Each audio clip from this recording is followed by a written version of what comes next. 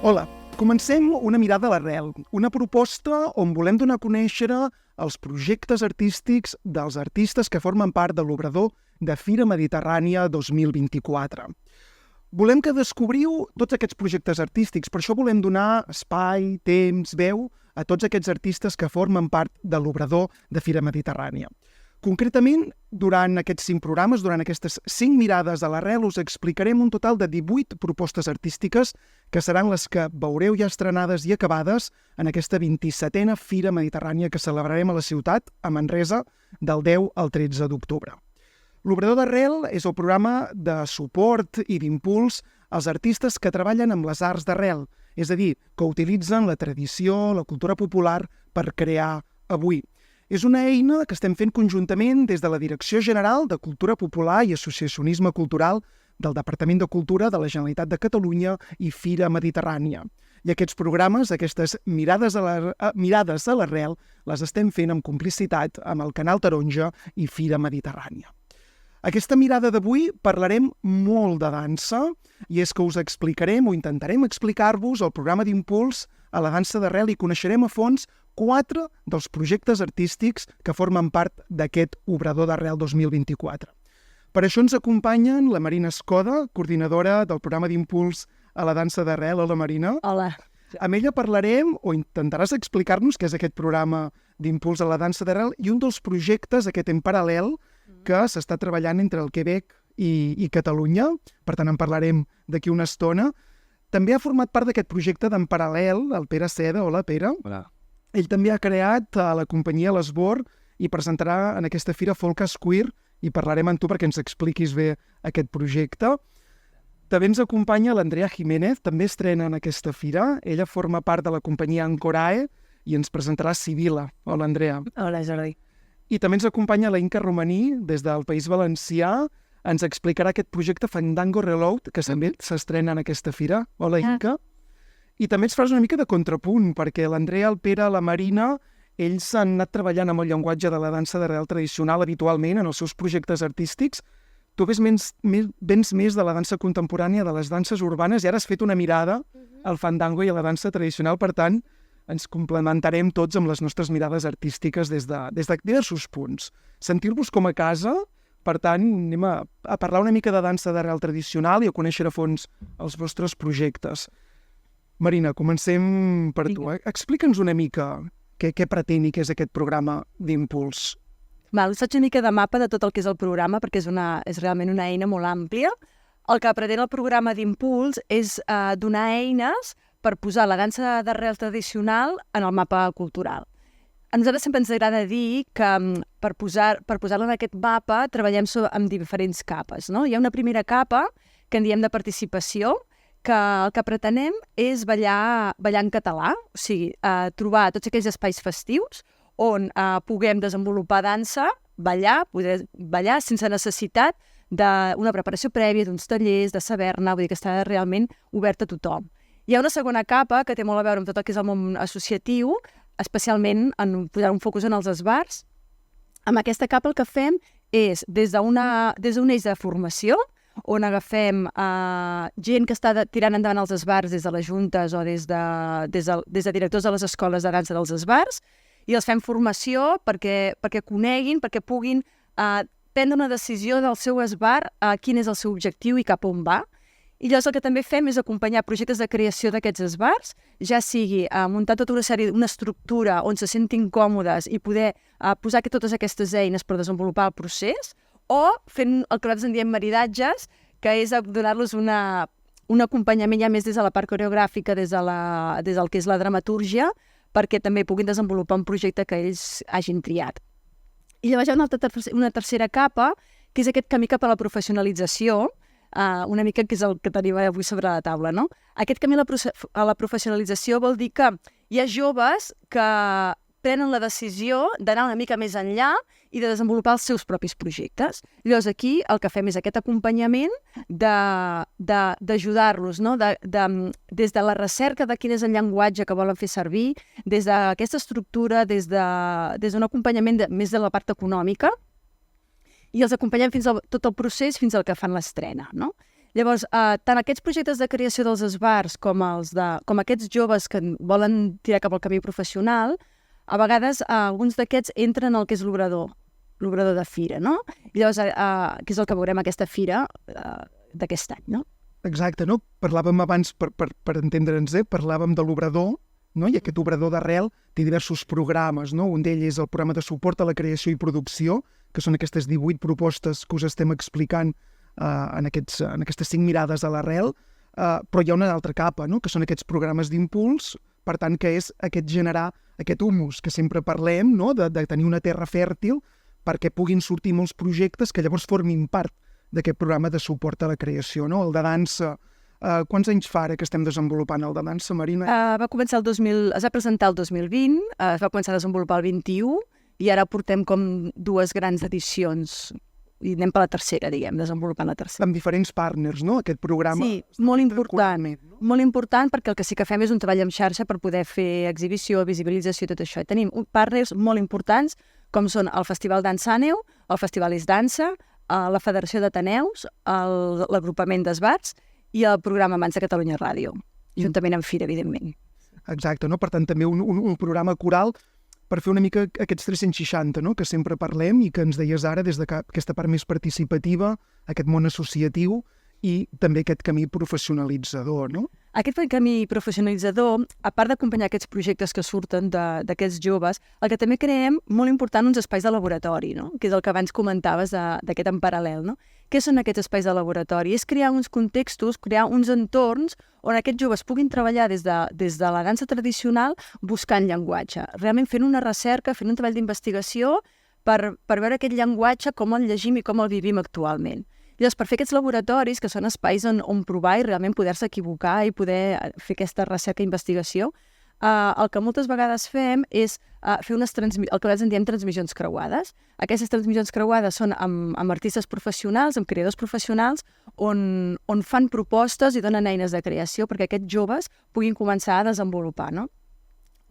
Aquest any, un dels projectes que estem desenvolupant és un laboratori de transmissió creuada amb una companyia del Quebec, que són els Arxipels, que ells parteixen de la seva dansa tradicional, una dansa tradicional que en diuen Giga, i el que fem és, aquesta companyia, juntament amb els nostres joves acompanyats de la Sònia Gómez, fem una transmissió, vol dir que treballem des de les 2 danses tradicionals per mirar de trobar aquest llenguatge conjunt i a veure quin és el llenguatge, quines aquelles essències del llenguatge que d'alguna manera ens estan unint a nosaltres, no? Per trobar aquest llenguatge. Estem veient una mica el treball, no? D'aquesta primera residència que es va fer el juny a Montreal, d'aquest treball, no? Que s'està fent, que ara ens explicava la Marina, entre les Arxipels, entre 4 artistes quebequesos i 4 joves d'aquest programa d'impuls. 4 joves i la Sònia Gómez com a lideratge, de la coreografia, tot i que la coreografia és una co-creació. I important també en aquest projecte els partners que tenim, els partners com són el Mercat de les Flors i el Graner, que és on farem aquesta segona part de residència, el segon procés d'aquesta residència. Partners catalans, perquè entenc també que per la part quebequesa doncs també hi ha hagut un suport. Per la part quebequesa i també entitats que d'alguna manera que fan de pont, no?, entre aquests 2 mons. Exacte, aquest projecte que ens expliques ara és en paral·lel, que és aquest projecte d'aquesta transmissió creuada, que és un dels projectes que veurem i que s'estrenarà en aquesta fira, no? Per què és important aquests projectes de transmissió creuada o de posar diversos artistes? Aquí no estem parlant.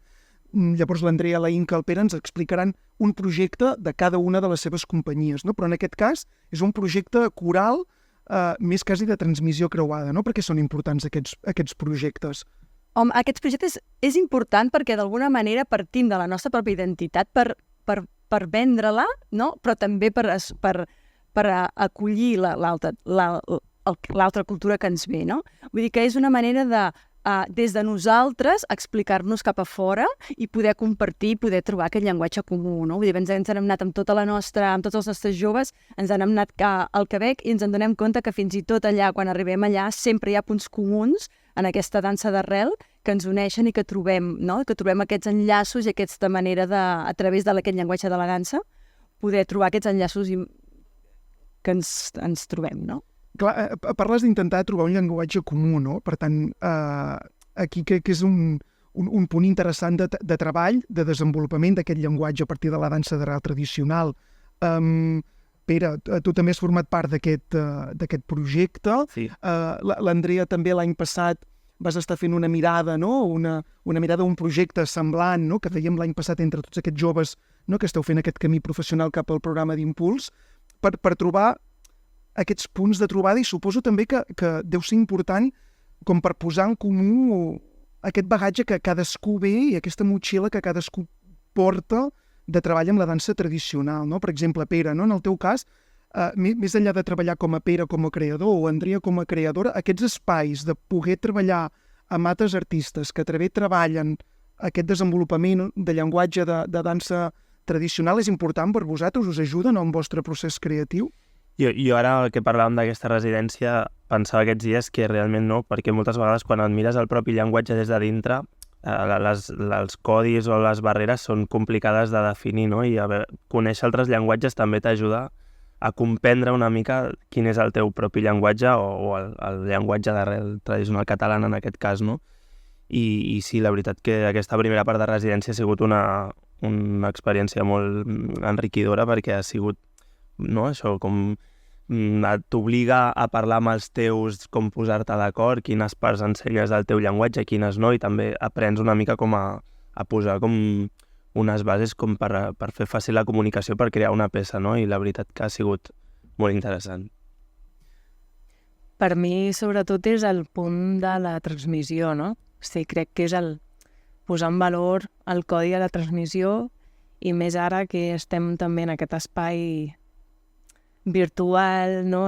Vull dir, en l'espai de la globalització, com tot això que estem posant en valor en una fira mediterrània o en qualsevol espai o context que treballa amb l'arrel i amb referents que estem ara mateix, a vegades sembla que estan difosos, no? Com això ho mantenim en viu, no? I en aquests intercanvis i en aquesta manera de trobar-nos amb altres llenguatges, doncs jo crec que posem en valor la labor de la transmissió, no? Que a vegades, que fa uns anys era més propera, i ara podem agafar i dir, vale, tenim una distància molt llarga, però ho podem seguir posant en valor, no? Com agafem aquest codi, com posem a treballar. Sí, i Marina, com funciona un procés de creació entre dos creadors quebequesos, una creadora catalana, 4 ballarins quebequesos, 4 ballarins catalans? Hem entès la importància de fer un projecte d'aquestes característiques, d'aquesta posada en comú, però com es treballa això, no? Com ha estat tot el procés per arribar a la fira? Gairebé posaria una altra, no diria dificultat, però una altra premissa, que és que els 4 catalans, a més, venen de llocs molt diferents. Vull dir que al final formen part de diferents esbarts i cadascú porta un llenguatge, aquestes motxilles que tu deies. Però com ho fem, això? Primer de tot, aquests 4 joves estan treballant durant tot l'any, perquè ja fem sessions de trobades, conjunts, i mirem de treballar junts, sobretot per primer entendre'ns nosaltres, no? Quins són aquests 4 llenguatges que nosaltres mateixos portem.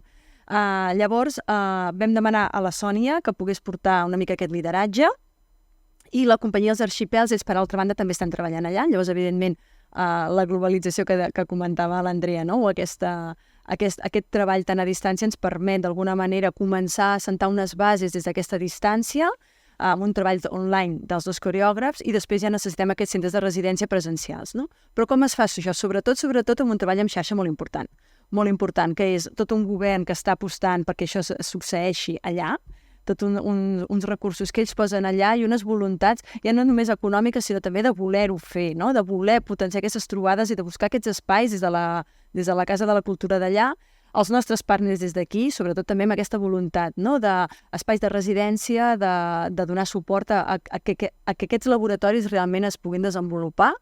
I llavors aquests ponts que dèiem, no? Com són l'Institut Ramon Llull, com són la Casa del Quebec a Barcelona, tot això és el que fa que realment es vegi la importància d'aquesta transmissió, sobretot per potenciar la nostra identitat, no? Això que dèiem, no? De dir, ens reafirmem que el nostre llenguatge és aquest.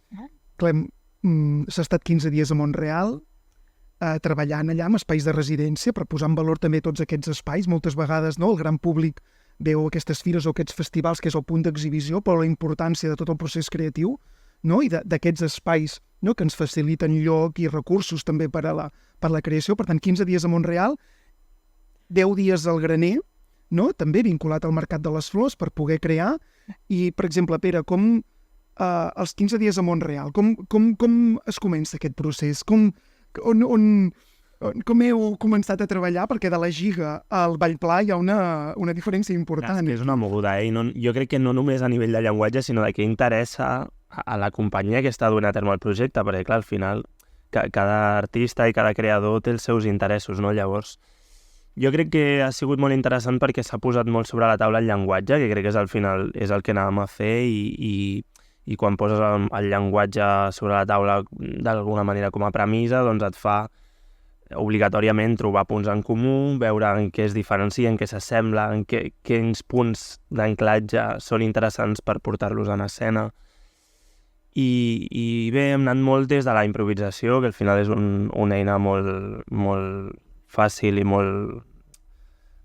que et porta molt, no?, a trobar recursos i també a connectar-nos entre els propis intèrprets i també que els creadors, els coreògrafs es fessin una idea una mica de com s'expressa també cada cos, no? Perquè això de les motxilles que esteu dient crec que també és molt interessant perquè a vegades parlem de la dansa tradicional com si fos un únic llenguatge i sí que hi ha uns codis, no? Però al final cadascú la interpreta i la porta com diferent, no? Per tant, sempre hi ha com aquesta cosa genèrica, però cadascú l'expressa d'una manera diferent. I crec que això també ha sigut un punt molt interessant, que com els 8 intèrprets que hi ha allà, que estem allà, vaja, tots tenim un background molt diferent i crec que això també es veurà a la peça. I a través de les improvisacions i aquestes motxilles i aquesta aportació de cadascú amb la pròpia interpretació del seu llenguatge tradicional i trobant punts en comú entre doncs, el GIC i tot Vallpla, Jotes i tot el que portàvem nosaltres, doncs s'ha anat teixint com aquesta primera part de la residència que al final ha sigut més d'investigació, no? I suposo que quan ja vinguem aquí al graner ja anirem una mica més de cara a barraca, perquè tenim allò els 10 És tot un procés, no? Per arribar, evidentment, no? Però ens l'hem permès, ha estat bé perquè ens hem permès com aquests primers dies escolta, anem provant i ja sortirà i al final els processos una mica així. Bueno, ho veurem a la fira, ho veurem en el pati del Cursal, si no m'equivoco, divendres i dissabte al migdia, a 1:45 del migdia, i diumenge 13 d'octubre a la tarda, just abans de l'espectacle de Cloenda del Manuel Liñán, crec que és a 3:45 de la tarda, el veurem i veurem aquest en paral·lel. D'aquest projecte, Marina, no és l'únic que veurem del programa d'Impuls a la fira, no? Veurem més projectes en aquesta fira. Veurem una mica aquestes capes que parlàvem abans, no? De la capa que dèiem de participació, estem muntant el que en diem Sarau d'Arrel, que és un espai que espero que vingui tothom, que és un espai sense preparació, insistim, no calen tallers, no cal res, simplement les ganes de venir, escoltar i posar-se a ballar. De la capa dels esbars veurem alguns esbars que han entrat en procés de creació, que estan seguint des de fa temps alguns i alguns aquest any, processos de creació. Veurem l'esbar Sant Martí, que està acompanyat de l'Eulàlia Berguedà. Veurem l'esbar Maragall, que potser també se'n pot parlar una mica, que també estarà en plena estrena, i l'esbar de Joaquim Ruïra de Blanes, que també estrenarà a fira. I després veurem un altre espai de laboratori, que en diem Vibra, que aquesta vegada són 10 joves del Pla d'Impuls que van acompanyats de la Sara Cano. També una peça de carrer, que podem veure també a l'espai de carrer, i que és un altre espai d'aquests de laboratori on provar, tastar, investigar amb el llenguatge i portar-lo una miqueta més enllà. Perfecte, i que aquests projectes els anem explicant aquests dies, tant el Vibra amb la Sara Cano, que també tenim una mirada a l'Arrel amb ell, o també el David Martínez i l'Eulàlia Berguedà ens expliquen aquests projectes que també veurem a la fira. Pere, com decideixes? Explica'ns una mica d'on surt el Pere Seda i aquest interès en treballar amb la dansa tradicional. Bueno, jo he ballat tota la vida a un esbart, no ho he deixat mai, a l'esbart Maragall de Sant Andreu de Palomar, i em vaig formar també en dansa contemporània a l'Institut del Teatre, al Conservatori, i jo crec que va néixer una mica en paral·lel molt amb tot aquest rebombori de fira i del programa d'Impuls de la dansa d'arrel que vaig tenir les ganes de dir, escolta'm, vull fer dansa tradicional, que és el que em mou una mica per dintre, no? Però sempre havia tingut aquest neguit perquè no hi havia molts referents, no? I era com si això que estic fent ara no m'ho havia ni plantejat perquè no pensava que pogués existir en un llenguatge més de dansa tradicional catalana, no? I bé, vaig començar el 2022 amb l'Areu Riera i ara... Clar, perquè havies fet tota aquesta trajectòria a l'Esbar Maragall, per tant, i que continues ballant a l'Esbar, i de fet et veurem a la fira d'haver estrenant, com deia ara la Marina, amb l'Esbar Maragall, aquest projecte. Decideixes estudiar dansa contemporània. Vale? Per tant, no hi havia aquest camí professional per dedicar-te a la dansa d'arrel tradicional, o el veies lluny, en aquest sentit? Bueno, no el veia directament. I ara sí que he vist que és com un motor de creació que per mi és molt important, que és com principal i que és el que m'interessa, i mentre hi hagi espai per poder-ho fer, doncs tinc interès en seguir, no?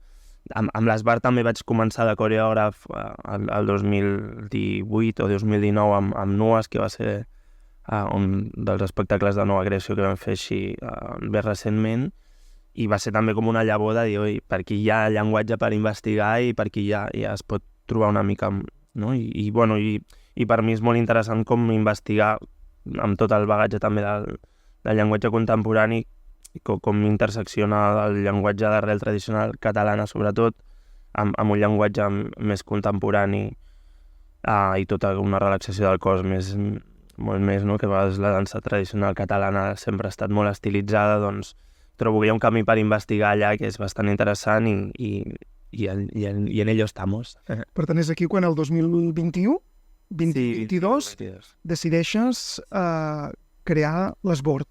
Sí, correcte. Sí, va néixer amb l'Areu Riera, que va ser el primer solo, que va ser l'inici d'aquesta investigació. Que estem veient ara imatges al d'Axà, no? Sí, encara l'estic girant i la veritat que m'ha donat moltes alegries, perquè per mi va ser com un punt també d'alliberació, perquè era com puc ballar una Areu Riera davant d'un públic que no està acostumat a veure dansa catalana i és perfectament vàlid, no? I perquè mira com també a vegades porta implícit com una cosa de vergonya, no? Perquè venir de tot el que és el món de l'associacionisme i del fet amateur fa com que d'alguna manera fer aquest salt al professional et genera una mica de contradiccions o de dubtes, perquè clar, per mi el fet amateur sempre ha sigut molt present i el mantinc viu també avui en dia, no? Llavors, més que amateur vull dir associat de les entitats de cultura popular, de l'associacionisme, també porto gegants, vull dir, m'agrada estar connectat en aquesta part perquè crec que si treballes amb materials d'arrel al final és un fet popular i m'agrada estar-hi connectat per no perdre aquesta essència que et lliga més amb un context festiu, amb un context més popular, no? I bé, i d'aquí també n'és una mica el desig de folk queer, que és el que veurem aquest any. Per tant, també parlàvem, hem anat sortint les motxilles, també, per tant, aquesta decisió, entenc, també, com de dir l'Esbord i faig aquest espai que ara ens explicaves, també és aquest moment de prendre una decisió de dir, doncs, en el llenguatge de la dansa tradicional puc treure'm aquestes capes, aquestes motxilles i veure-hi una oportunitat. Total. No? Sí, de fet, per mi és molt interessant i em va passar també amb Autoodi, no? Que allà també vaig ficar-hi moltes coses, com a investigar les contradiccions i ficar una mica el dit a la nafra a vegades, perquè hi ha com moltes coses que ens generen rebuig, no? Perquè al final la dansa tradicional no deixa de ser polític. Bueno, tot és polític, no? Però més si fas llenguatge d'arrel és gairebé impossible no identificar-ho amb un missatge polític i crec que és molt més ampli moltes vegades o és molt més... té moltes més capes de les que sembla a vegades o les que li pots també tu donar, no?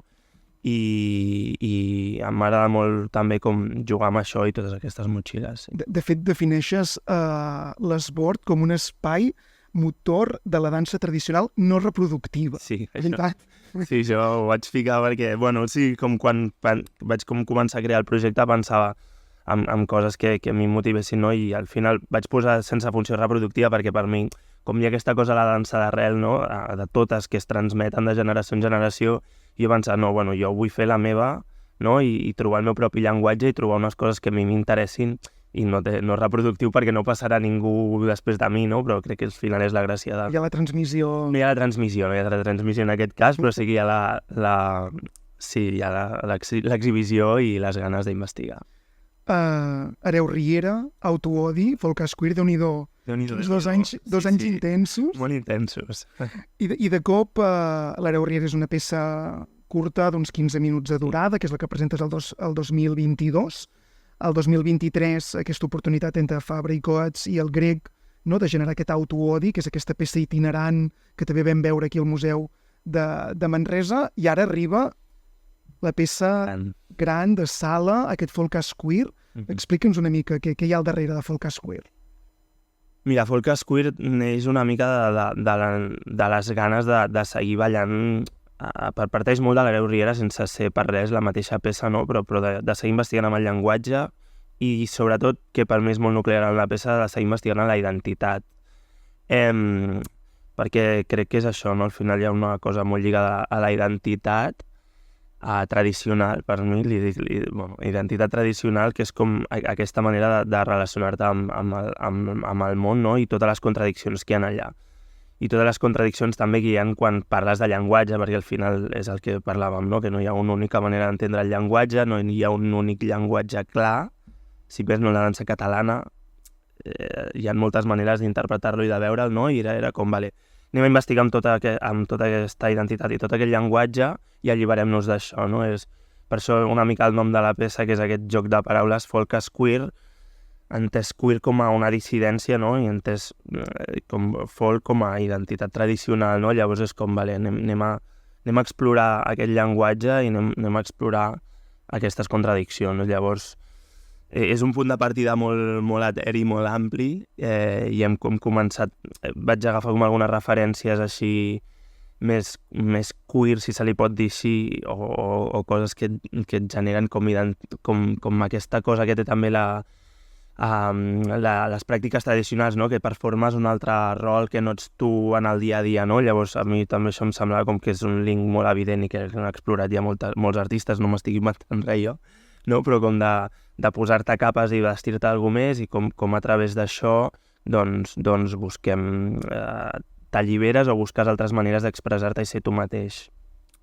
I una de les referències que l'any passat ja vaig fer una petita mostra és la diablesa, no? Dels balls de diables tradicionals de Catalunya, de la zona del Tarragonès, Vilafranca i el Camp de Tarragona i tot això, i com hi ha aquesta figura d'un home que es vesteix de dona durant la representació sagra amb una faldilla i té un punt de dansa molt concret, que alhora també em sembla interessant perquè és per mi és una dansa però que no està dintre el repertori dels esbars, per tant també em sembla com interessant com explorar-ho per aquí i com a través d'això ha anat sent com una llavor per investigar altres coses, no? I bueno, estem en mig procés de creació i investigant a tope. Parles d'esteu, en plural. Qui formeu part d'aquest equip de Folkàs Queer? Mira, estem com a intèrprets som 4, el Marc Udina, la Mercè Català, la Carlota Malo i jo. El Marc Udina també està al vestuari, la música l'està fent la Joana d'Arc, amb el Mani i el Samu, que és un equip de 3 músics que estan fent una feina també molt bona. Està la Sònia Serra de cover. Tenim l'equip encara s'està com acabant de formar, però tenim un equip molt xulo, que al final és l'Esbord, i molt contents jo molt content de l'equip, la veritat. Per tant, hem passat d'un solo de 15 minuts a una peça de sala amb 4 intèrprets. Sí. Aquí hi ha un pas important. Sí, hi ha un pas important i jo l'estic gaudint molt. Són els nervis aquests de crear una peça, la primera peça llarga, no? Però hi ha molt llenguatge per investigar. Hi ha molts punts que em trobo amb allò, no? De dir, ostres, això ho portem en escena, és prou interessant o fa vergonya, no? Perquè també he volgut tornar a portar el ball pla, que era com l'essència de l'Hereu Riera, doncs l'he volgut tornar a portar a escena i era com una mica de dir, ostres, o la sonoritat de copla, no? També és com un llenguatge molt encasillat amb les sardanes o amb els esbars i pensava, és vàlid? I aquesta pregunta, em va perseguint, però alhora crec que és interessant. I aquesta pregunta ha anat sortint, Sí. I a més, quan crees un espectacle que ja es diu Autoodi, aquí ja parla molt del moment creatiu, no?, que estàs també, o de reflexió personal.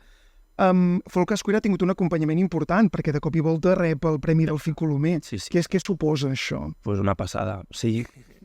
No, és una superoportunitat. aquest estiu del 24 doncs, tenim totes aquestes residències que crec que és un acompanyament super agraït pels artistes, perquè al final poder-te estar en un espai on t'acullen, on estàs un temps més espaiat que els assajos d'una residència normal, perquè la peça s'està fent a Fabra i Coats, que és on hi ha la residència de la companyia actualment, però poder tenir espais de residència en aquests festivals, que més com es crea aquesta petita màgia durant el temps que dura un festival, no? Que hi ha molts artistes, hi ha creuaments de mirades i d'opinions, doncs això ha sigut un acompanyament molt, molt, molt xulo i molt guai, perquè ja et dic, fer aquests 4 o 3 dies en un espai fa que puguis avançar molt més.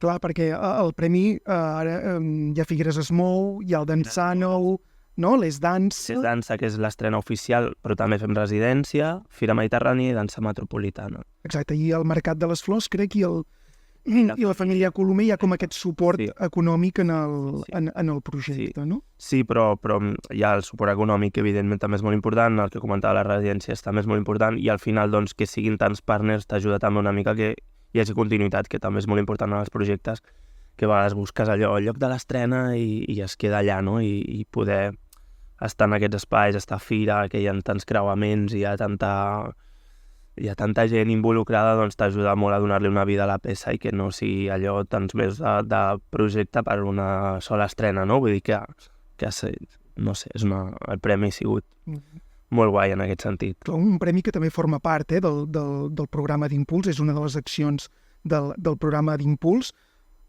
Pere, què ha suposat per tu aquest programa d'Impuls? Clar, per mi el programa d'Impuls va ser una mica el que també em va portar aquí, no? Crec que ho vaig sentir com si fos una convergència molt natural, però en el fons, si no hagués sigut per això, no hagués pogut arribar també fins aquí, perquè al final ha donat visibilitat, sobretot, creuament d'opinions, que això també ha sigut molt enriquidor, i sobretot jo sento com una plataforma, no? O sigui, aquest lloc on poder estar allà assegut o arrelat o on poder estar-se estable, jo diria, per poder anar fent coses i processos que sempre són inestables i dubtosos i això, doncs m'he sentit recolzat, la veritat, no em puc queixar, però crec que en general ha sigut una cosa de sector o de comunitat. De comunitat, sí, sobretot també. Molt bé. Andrea, anem a parlar una mica de l'Andrea, perquè Sibylla no és la primera peça d'Ancorae, hi ha hagut aquí treballs previs. Explica'ns una mica qui és Andrea Jiménez. Qui és Andrea Jiménez? Situa'ns. Bueno, Andrea Jiménez és una ballarina de dansa espanyola que ara mateix dubta molt també d'això. Dubta molt de... Ai, aquesta paraula dubte ens està apareixent molt, Jo crec que és més com a l'hora, o sigui, dubtem de com nombrar les coses que fem, no? Perquè crec que vivim amb el dubte i amb el risc constant, no? I per això creamos i creamos, no? I bueno, vinc de la dansa espanyola, aquesta és la meva font, i la Marina ha sigut una de les meves referents en el folklore, en entrar en la dansa tradicional, i a partir d'aquí doncs, jo vaig obrir tota una capa a través dels meus estudis de coreografia i interpretació a l'Institut del Teatre, i vaig voler entrar molt, molt, molt en connexió amb el folklore de la meva línia materna, que és el folklore gallec, i trobar, en aquest sentit, ponts entre tot el que m'estava deixant la dansa espanyola durant tants anys de formació i d'estudi, tant aquesta necessitat d'entrar molt, molt profundament amb el flamenc i de trobar en altres folklores i en altres tradicions, com la gallega, trobar codis molt semblants. I en aquest sentit també obrir-me a la conca del Mediterrani, o sigui, cada cop anar més i més i més cap al màlic del que som a la península ibèrica, o sigui que suposo que ara soy una buscadora a la que le gusta bailar y hacer ruido. Creo que esto es algo Si podríem definir qui és... Crec que és una definició, sí, com més acurada del que sóc ara, no? O del que faig ara, també, sí. I aquí és on decideixes crear Ancorae? Sí, Ancorae va néixer, Ancorae, que també ha tingut les seves transformacions. Ancorae és un nom que el vaig rebre i fa com 5 anys, abans del Premi de l'Institut del Teatre, i diguéssim que és com un paraigües, no? que engloba les línies que toco, que són tant la part de creació com la part pedagògica, perquè per mi hi ha una necessitat molt important d'establir tot el treball que faig a l'aula amb la creació i viceversa, no? O sigui, està tota l'estona així. I engloba tot això, i engloba també treballs que són, diguéssim, fora d'aquest paraigües, no? de direcció o de codirecció, i que estic acompanyant a projectes, a artistes, a projectes pedagògics, no? I tot això engloba aquesta paraula Ancorae. Però com a filosofia de treball, vull dir que recomano a tothom que ens estigui veient o escoltant ara que entreu a ancorae.com, crec que és, perquè allà hi trobareu el manifest d'Ancorae i tot aquest background, és a dir, que no, quan estem parlant aquí amb artistes, no, i que veiem en escena, no només hi ha investigació de llenguatge, de moviment, etc, sinó també molta recerca de fonament, no? I en el teu cas, doncs, en aquest manifest quasi com d'Ancorae, no? I que hi ha molt de recerca i de treball, no? Són com principis, no? Per mi, el manifest són principis als quals torno de tant en tant, els torno a revisar. A mi justament ara els he tornat a revisar perquè havia d'actualitzar la web també, però també perquè tornes, no? Tornes i dius, a veure, d'on neix això, no? Com els principis universals una mica, no? I de fet ara també obro molt aquesta part, ja fa temps que obro la part investigadora, però l'estic cobrint també en la part formativa a través d'un màster, perquè necessito posar-ho sobre paper, no? Tot això,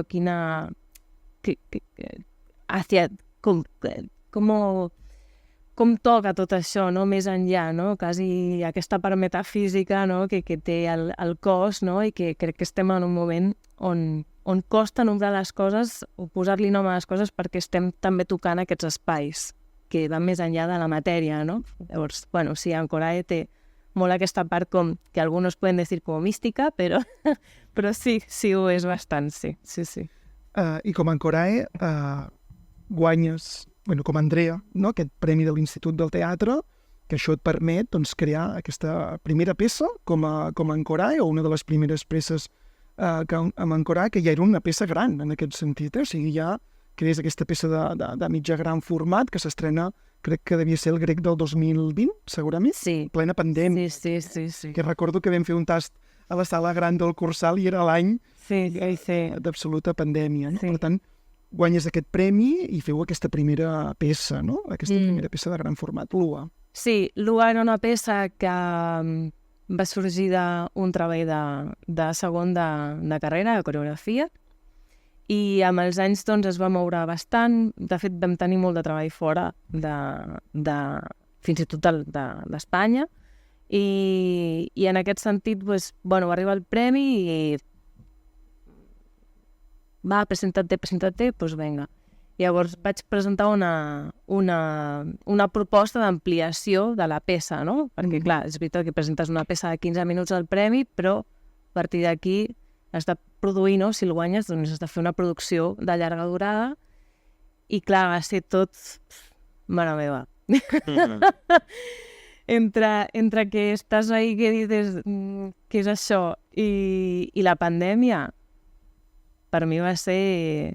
Jo moltes vegades digo, no, yo ahí hice el doctorado, o sea, no el máster, el doctorado, perquè si et trobes amb la realitat del que suposa entrar en una producció, no? I el que suposa també ser guia i ser líder, que no és fàcil i és un gran aprenentatge que has d'aprendre a fer, no? Quan tens persones amb qui treballes, no? Aquesta per mi és una de les grans lliçons, no? de poder treballar. I Lua, va ser una peça sí, que ha tingut un recorregut molt agradable. Molt agradable. I ara el següent pas és aquesta Sibila. Explica'ns una mica d'on neix Sibila i què hi podem veure. Doncs Sibila és el primer solo, diguéssim, com a producció, perquè, clar, sempre penso, dic, si llevas toda la vida bailando sola, no? En realitat. El fet de dedicar-me al flamenc i de dedicar-me a aquest tipus de danses que són molt en solitari, no? I que parteixen molt de la trobada amb músics i de la trobada en aquests espais d'improvisació, doncs passar-ho a un espai de dir em fico en un procés de creació, estic en solitud, estic amb el que jo crec que he de posar ara en valor, amb el que he de transmetre, no?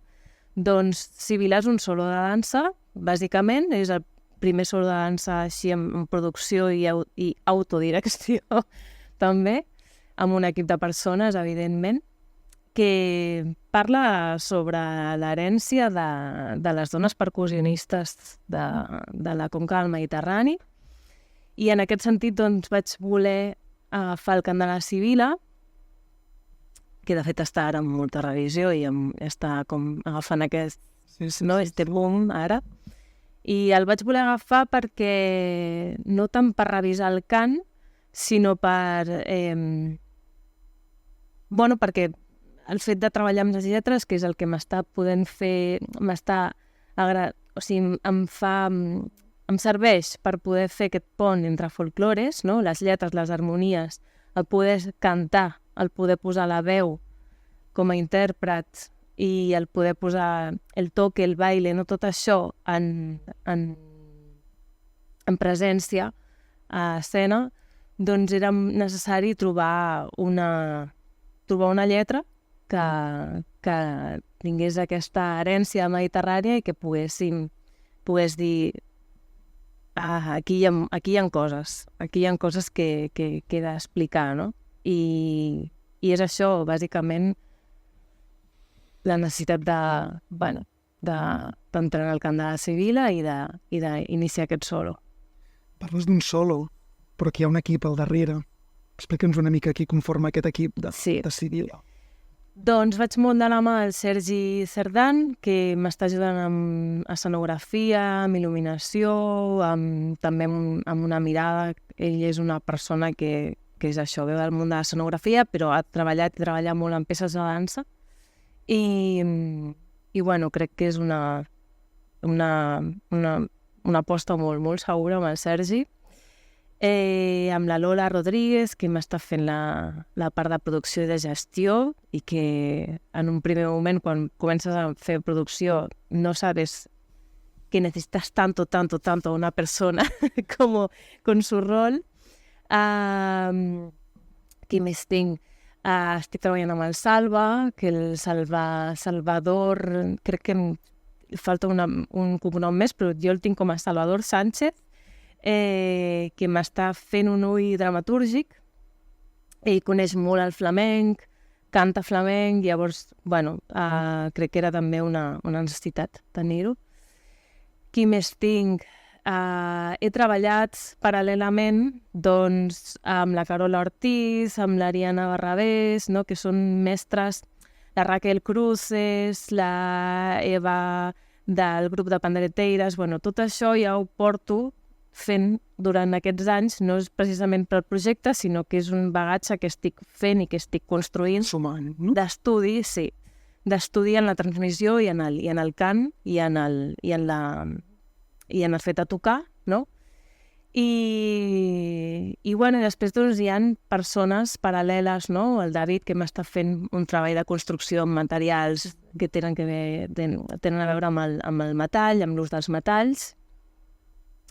I el Daniel Rosado, que també m'ha fet mirades externes, però seria com això. No, d'un solo amb tot l'equip que hi ha al darrere. Hi ha un equip com més present i més freqüent, no? I equip que està com més satèl·lit, no? D'alguna manera. Veurem Sibila divendres 11 d'octubre, 2:45 de la tarda a l'Anònima. Allà estarem, Andrea. Allà. Gràcies. Inca Romaní. Explica'ns una mica aquesta Inca, que dansa contemporània, danses urbanes, què està fent Inca amb el fandango de Llora? Explica'ns una mica, situa'ns. Sí, doncs jo vaig començar a ballar flamenc, de veritat, perquè soc d'un poble que està al límit entre la comunitat valenciana i Castilla-La Manxa. Aleshores és un espai d'identitat molt barrejat, perquè tenim com els referents de Castilla-La Manxa, però també de València. I jo vaig començar per flamenc perquè no coneixia una altra cosa. Després sí que vaig conèixer la dansa contemporània i pensé, jo crec que això és el que m'agrada més, i vaig començar els estudis de dansa contemporània al Conservatori de València. I després me'n vaig anar a França i vaig continuar a fer una formació en dansa contemporània, i ahir jo crec que va ser la primera volta que vaig veure creadors que treballaven amb el seu arrel, no? Amb diferents, diferents focus, no? Això era un festival i n'hi havia artistes que venien de diferents països d'Àfrica, també la cultura de l'Occitania, altres països d'Europa, i crec que va ser com la primera, no sé, el germen, no? La semilla. I ahir jo ja vaig començar també a tindre sempre un interès per la dansa urbana, però mai havia tingut com la possibilitat d'experimentar-la, no? En comunitat, sobretot, que per a mi és el que és el més important, no? I quan vaig tornar a València vaig a començar a aprendre... Sí, vaig a començar a entrar a la comunitat de ballarins de freestyle de València, que és un grup on hi ha gent que balla diferents estils, i vaig començar a aprendre breaking, house, i finalment ens hem fet ahir una colla d'amics i també grups de hip-hop, i ahir és on... Ara estic ahir una mica entre la dansa contemporània i les danses urbanes, i d'ahir és on sort el projecte, no? de Fandango. Per tant, Déu-n'hi-do la coctelera, no? Sí. Passat per dansa contemporània, danses urbanes, i ara, en aquest projecte que ara ens explicaràs, vas a fer una mirada al fandango de Llora, no? Sí. Per què el fandango de Llora? Perquè és el fandango del meu poble, i la història és que el fandango de Llora en el repertori de les danses de la dansa tradicional valenciana és un ball que es balla moltíssim als saraus, als bureos, com que és un ball que tothom sap ballar. I per a mi el que va ser com molt interessant és saber que aquest fandango durant molts anys es va deixar de ballar al poble, no? Com va desaparèixer. I va ser gràcies a altres persones d'altres pobles que coneixien el repertori que el van poder com retomar, no? I com retornar-lo al poble d'alguna manera, no? I aquesta història em va semblar com molt interessant, i la meva cosina va fer el seu treball de dansa espanyola, un anàlisi del folklore de la comunitat, de la comarca del Valle de Ayora, que és on soc jo. I a partir de tot aquest arxiu que ja va fer i aquesta investigació més teòrica, jo vaig començar a llegir i vaig pensar, uau, crec que la història del fandango és una història molt interessant també, perquè el fandango era una dansa de corteig, es diu? No? De festeig, sí, de conèixer, sí, bueno, com d'estar en comunitat, de sociabilitzar, de conèixer altres persones, i per a mi això és el que dona tot el focus a la comunitat, no? I crec que tant en la dansa urbana com en la dansa tradicional el pes de la comunitat és molt gran, no? I en les danses urbanes, de veritat que ara, perquè s'han comercialitzat, no? I estan en els videoclips, però l'inici de la dansa urbana era al carrer, eren festes populars també, no? I d'aquesta energia de comunitat és on van néixer els principals estils de danses urbanes. Jo trobava molts punts en comú, i vaig començar pel fandango perquè era la història que em tocava més a prop, però després, quan vaig començar a invitar a tots els ballarins, a l'equip, i vam començar aquesta investigació, ens vam donar compte que el fandango era com el punt de partida, però que després teníem tants dubtes i tantes altres històries que alimentaven aquesta aquest desig de trobar el llenguatge comú entre la dansa tradicional i les danses urbanes. Per tant, una mica aquest germen del projecte és aquest punt comú, potser aquesta comunitat, Sí, no? Del treball de danses urbanes i danses tradicionals, no? Com ha estat el procés de creació? És a dir, hi ha hagut tot un procés de recerca del fandango i tal, i a nivell de moviment heu intentat trobar aquests punts potser de trobada? sí, ha sigut un procés molt interessant perquè hem posat en marxa estratègies diferents per arribar com al que estem fent ara, no? Però vam començar per aquesta recerca teòrica i tractar de traspassar aquesta informació als ballarins.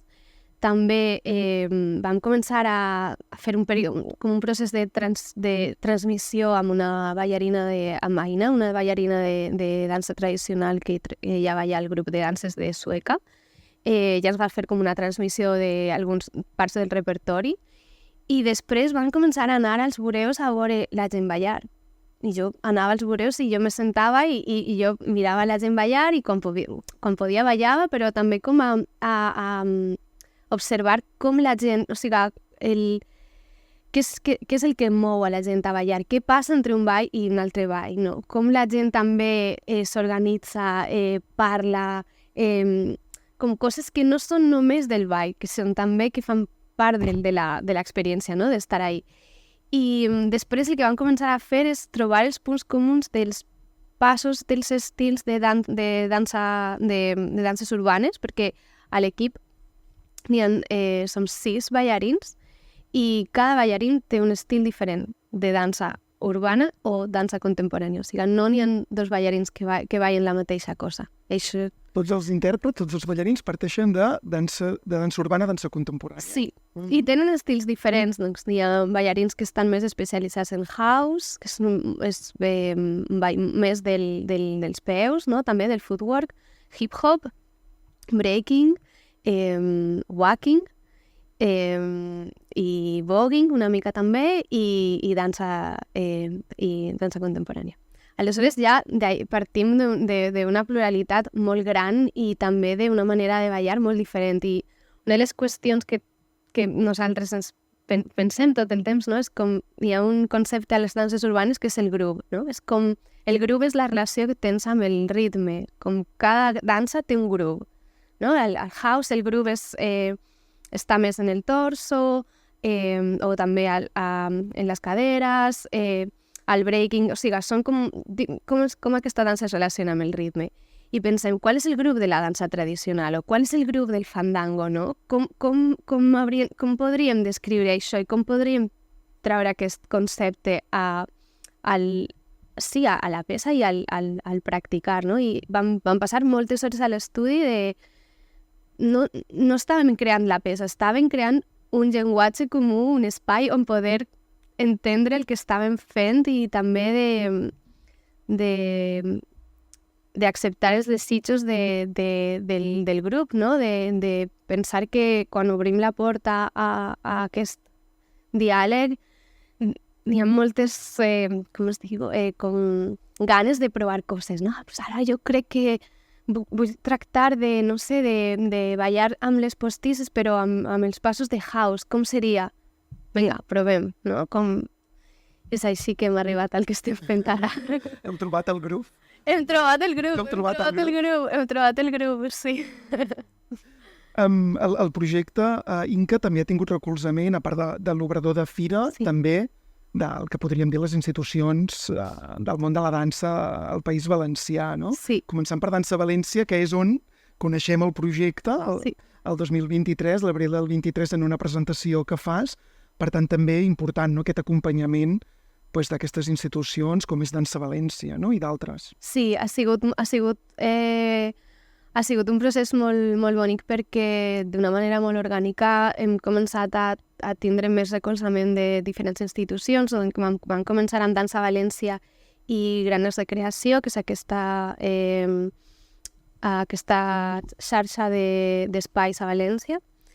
I gràcies a ells hem tingut la possibilitat d'anar en residències a molts espais rurals, que ha sigut també una manera de connectar-nos amb la tradició d'altres pobles i I també el projecte ha estat en residència al Graner, dins de la part de creació, i ara també hem estat al Festival de Llegendes, hem tingut un suport a la creació, també anirem al Festival d'Ensàneu, també com part d'aquest període de suport a la creació i després de la fira. Ha anat sortint al llarg també de la taula aquests suports, no?, que hi ha al darrere, Andrea, també, que no ho hem comentat en el seu moment, dansa metropolitana, per exemple. Per tant, aquest treball de xarxa també, no?, de que diversos espais ens puguin acompanyar en el procés de creació pràcticament fins a l'estrena. Això crec que en un procés creatiu és important, no?, de poder tenir aquests acompanyaments. Molt important. Important, no?, de poder tenir tots aquests espais. El Fandango Reload, que no ho hem dit, el podrem veure el diumenge 13 d'octubre a la 1 del migdia a la sala petita del Cursal. Per tant, si voleu veure tots aquests projectes que hem parlat, que del Pere no ho hem dit, el dijous a 4:45 de la tarda també a la petita del Cursal. Per tant, ja veieu que heu de venir a la fira dijous, divendres, dissabte també en paral·lel i diumenge a veure Fandango. Els 4 projectes treballeu amb aquesta mirada cap a la dansa tradicional, no? Avui en dia creieu que hi ha un interès, una mirada especial cap a aquests projectes? Hem parlat de la motxilla, una mica com de complexa de treballar amb dansa tradicional, sobretot ens ho deia el Pere. En canvi tu, Inca, que no vens d'aquest món, t'hi has submergit a treballar amb el Fandango. Com veieu avui aquesta mirada cap a la tradició? Ens hem tret aquestes motxilles? Qui se les havia de treure? Perquè la Inca no la portava, per el que hem vist. Jo crec que hi ha com una cosa global que està passant com bastant transversal a nivell ho assenyalava una mica abans l'Andrea, no? Com vivim en aquest moment una societat així tan globalitzada, amb tants inputs, tantes referències, no? El mòbil, Instagram, no sé què, bueno, que al final com crec que molta gent, molts artistes estem mirant com de reconnectar amb una cosa una mica que et faci trobar una xarxa, a establir comunitat, retornar una mica a una cosa que t'arreli i et faci trobar una mica el sentit. I jo crec que és interessant perquè crec que no és només algo que ens vinguin els artistes que partim de l'arrel, sinó que està també venint els altres artistes que parteixen del contemporani, danses urbanes o d'altres disciplines, i crec que és interessant que estigui passant així, no sé. Jo crec que és fer servir la motxilla, no? Al final, més que posar-nos o treure'ns, vull dir, no? La Inca té la seva motxilla també, no? I l'està posant a treballar, no? Jo crec que, bueno, per mi és aquesta la mirada. Sí, fer servir el que tenim i no oblidar-nos, no? No oblidar-nos i anar cap endavant o estar en un lloc amb el que tenim i posar-ho, bueno, lo pongo, ¿no? Como quien llega a una mesa y dice, pues yo tengo esto. ¿Qué puedo ofrecer, no? Jo crec que és el moment en el que estem, no? Què podem oferir i quanta necessitat tenim de fer-ho, també. Perquè, sí, a vegades també quan, no sé, quan marxem i perdem el nord, no? Una mica, doncs necessitem tornar al que tenim, que és l'essència de les coses, la senzillesa de les coses, no? I clar, les danses tradicionals, les danses, la música, no? Tot el que... Clar, la trobada, no? La comunitat, el fet de ballar, de cantar, de menjar, ja està, d'escriure... És que és la vida. Comunitat, transmissió, crec que també són 2 paraules, no?, que han anat sortint avui. Moltes gràcies, Marina. Gràcies, Pere. Gràcies, Andrea. Gràcies, Inca. Vindrem a descobrir tots aquests projectes que avui hem parlat en aquesta primera mirada d'arrel dedicada a la dansa d'arrel tradicional. Moltes gràcies.